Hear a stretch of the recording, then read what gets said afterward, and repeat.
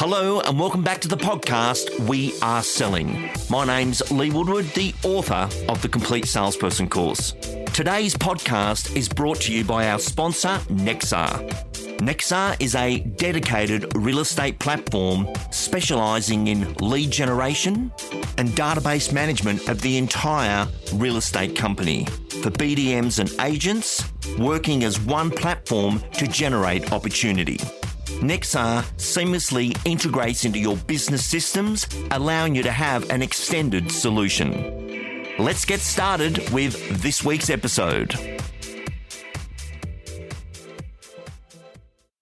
And welcome back to the podcast, We Are Selling. Australia's first Winter Olympic gold medalist was Steven Bradbury, and he celebrated a remarkable achievement on the ice as a leader of lessons behind it. And this year, we're very proud to have him as a keynote speaker at the Complete Leader Conference. But even better, he's joining us today on our podcast, Mr. Steven Bradbury. Welcome aboard. Hello, Lee. Thank you for having me on today, mate. Looking forward to meeting you and your team in person in Sydney in October. Yes, it is in Sydney at the Brighton Sands, and we're looking forward to having you there. Stephen, today's topic is the power of preparation, why success is never an accident. That's what we'd like to discuss with you. And just for our listeners, especially our younger listeners that may not know your story, just take us into that gold medalist win and what happened. The preparation thing is a good word. And, you know, for me, and if I do it in one sentence, it's I trained 5 hours a day, 6 days a week for 14 years to become an overnight success. Wow. And the moment that even younger people, most of them have watched the race on YouTube, even if they didn't watch it live where I won. Most people know what happened. It fell over in front of me in the final. And I'm the luckiest individual Olympic gold medalist in sporting history, which I'm fully comfortable with. But I also understand that you don't succeed in anything, let alone rock up at the final at the Olympic Games, if you started doing it a couple of weeks earlier. So whilst I am, I was very fortunate when I got gold, I was the person who was able to capitalise when things went wrong for the competition, and you're able to put that context into just about anything in life. You know, Steve, over the years, many things must have gone through your mind. You've become a famous saying as a Steven Bradbury moment, as someone has an doing experience. a Bradbury, mate. I love it. Doing a Bradbury.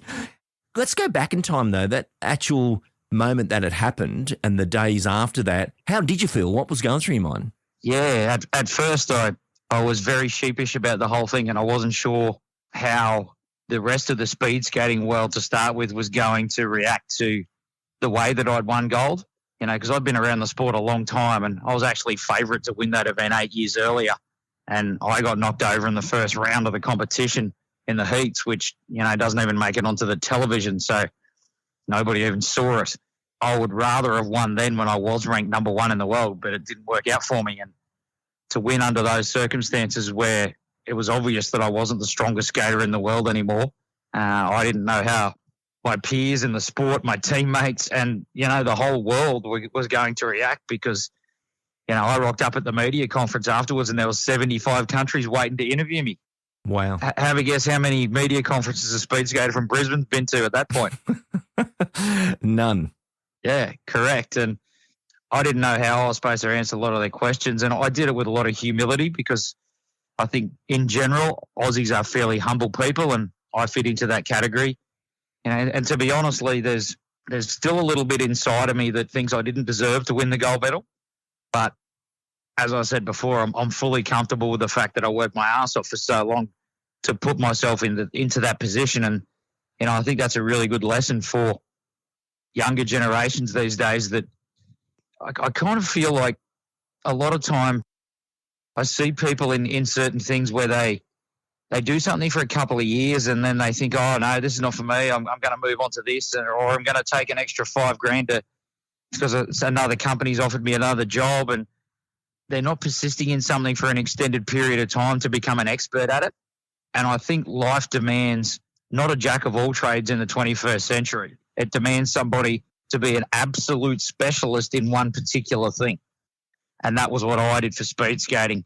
And I think that's a lesson that for our kids, they can say, well, let's see what you're most passionate about, and let's just do that all the time and see what happens when we get really good at it. Because the other thing that happens when you get really good at something is you get adrenaline back in your guts every day when you do it. Steven, that is really profound. I didn't know the first part, that you were, to be the one who won 8 years ago but fell over or had that fall over in the first round. That would have been a harder moment than the final part where you did win the gold medal, because it was all in reverse, but the work to be the fastest in the world at that time, yet you didn't get through to that final, that would have been even more difficult. It was, yeah. I had some soul searching to do after being knocked over in 1,000 metres back in the Lillehammer Olympics in Norway, but I was able to put that to bed pretty quick, because there was a highlight at that Olympics too where myself and my 3 teammates, we skated in the relay at that Olympics and we got bronze, which was Australia's first ever Winter Olympic medal. So I got that bronze medal 8 years before I got the gold. Unfortunately, though, Lee, nobody remembers bronze. And so sad, because, when we look at your story, and it's an amazing story, and having you on our show today, I'll just give that some context. There's a lot of people listening to this right now thinking, I've been putting my effort into real estate. I'm not doing that well. Maybe I should do something else. And you just hit upon that point. People keep hopping and jumping and hopping and jumping, and it's their 10th career in 2 years, versus I've had many people ask me the question, how do these people really become successful? How have you hung around so long? Well, that's probably the point. You've got to hang around longer than anybody else to have that moment that you do understand the craft of what you're doing. And that could be any craft. It could be podcasting, speaking, selling, speed skating.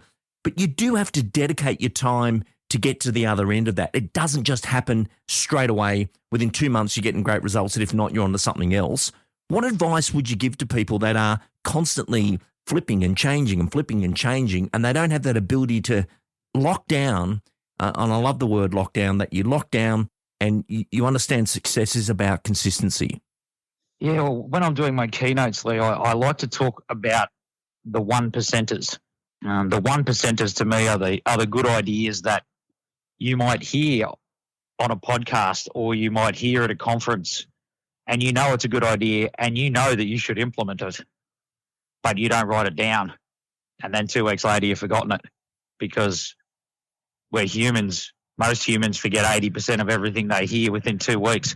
So the first bit of advice there is you got to have a to-do list. To-do list is not optional, because then when these little 1%ers come along, you put it down on your to-do list. And then you refer back to it. And when you do it and you execute that 1%er, you get a little bit of adrenaline in your guts when you cross that thing off the damn list. And that makes you write more things on the list. And if you keep going with those 1%ers for an extended period of time, eventually you become an expert at what you do, because the competition's pretty good in real estate, right? The bloke down the road that's trying to sell the houses as well, he's not a bug. Or she's not a bug. They're pretty good. And the difference you've got are those little 1%ers that you can offer the customer that the other guy might not have. Steven, when you look at the 1%ers in your own profession, and as you mentioned in the first part of this interview, 6 days a week, training, how many hours a day would you train? 5. 5 hours a day, 6 days a week.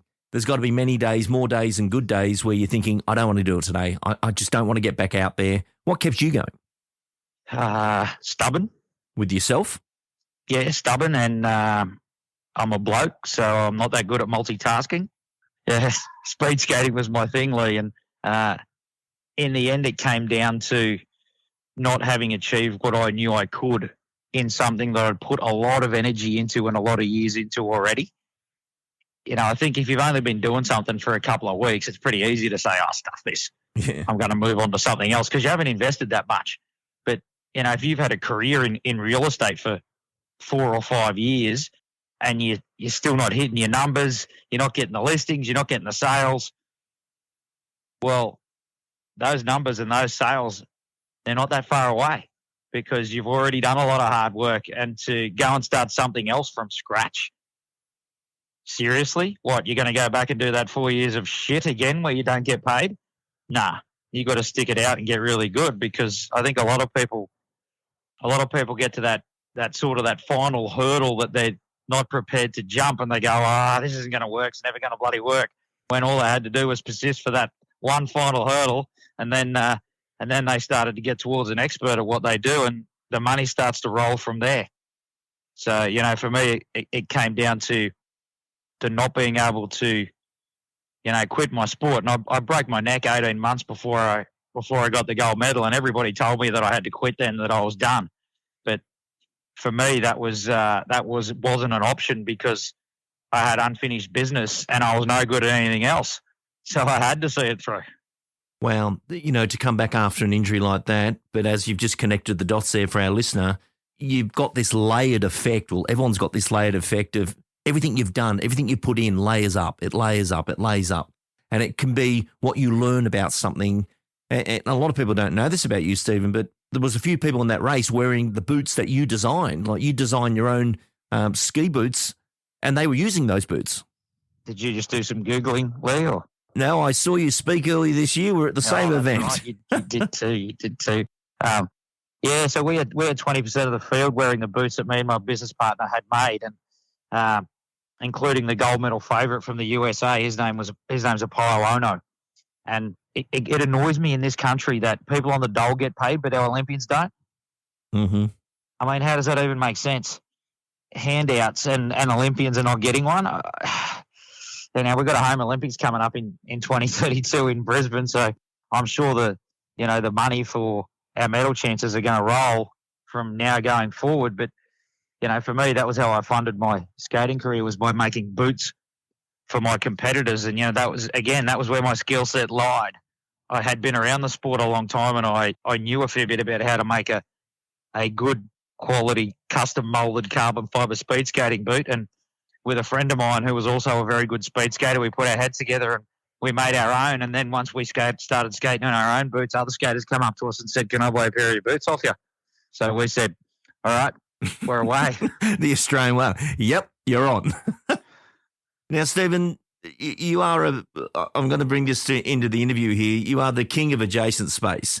Like, for a dedicated stay-in-your-lane speed skater who got knocked over in that time that you were tipped to be the best in the world at that time, and, it didn't happen, then to see the final Steven Bradbury moment of the gold medal. But then that does come to an end, and adjacent space is how much knowledge have you got in something and what's around that? And obviously speaking's one of those things you do now.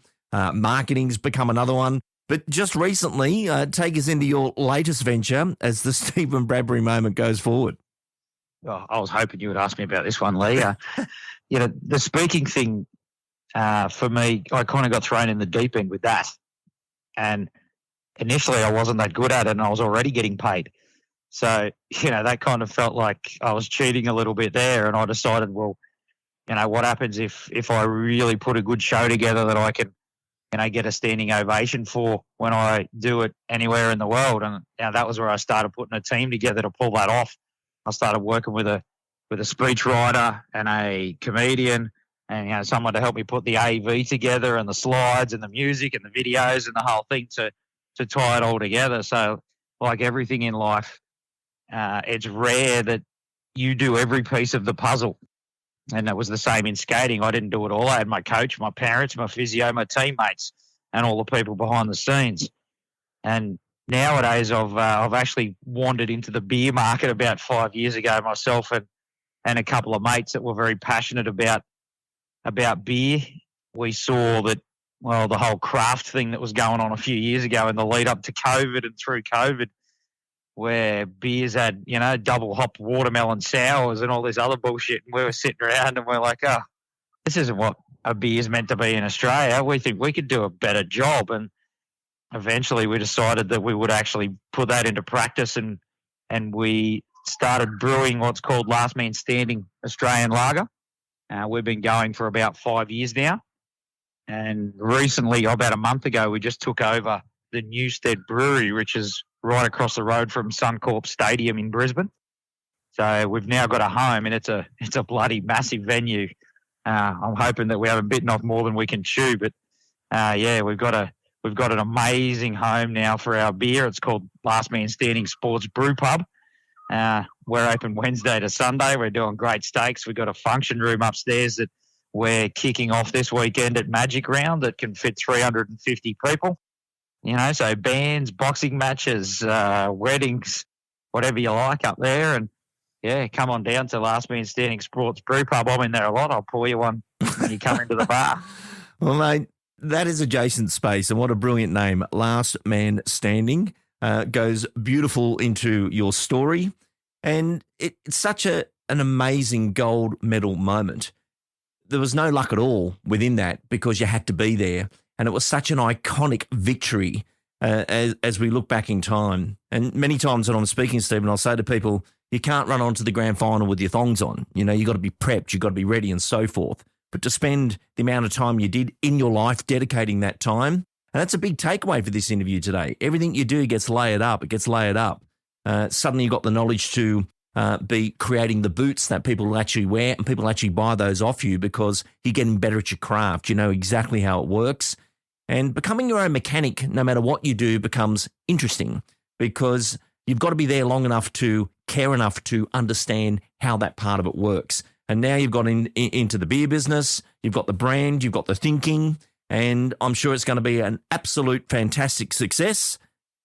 Final question for you, Stephen. What will you be sharing at the Complete Leader this year? Well, I'll be sharing a lot of laughs. I do a bit of stand-up comedy these days as well, Lee. I might not be a stand-up comedian, but I'm pretty good at standing up. Boom, boom. Mate, but my show, the main three themes that I speak on is positive mindset, executing the one percenters that I touched on a little bit there before, and teamwork. So amongst my Olympic stories, seeing a video replay of the gold medal race and a few laughs and a bit of heavy metal music that I tie into the show, which I love. I'll be working on those three themes, and hopefully the audience will be prepared to write down a gold nugget or two and put them on their to-do list and go home and execute them afterwards. Absolutely brilliant. Well, Stephen, we're really honoured to have you at the Complete Leader Conference 2025, and thank you for joining us on the podcast We Are Selling. Beauty, mate. See you in October.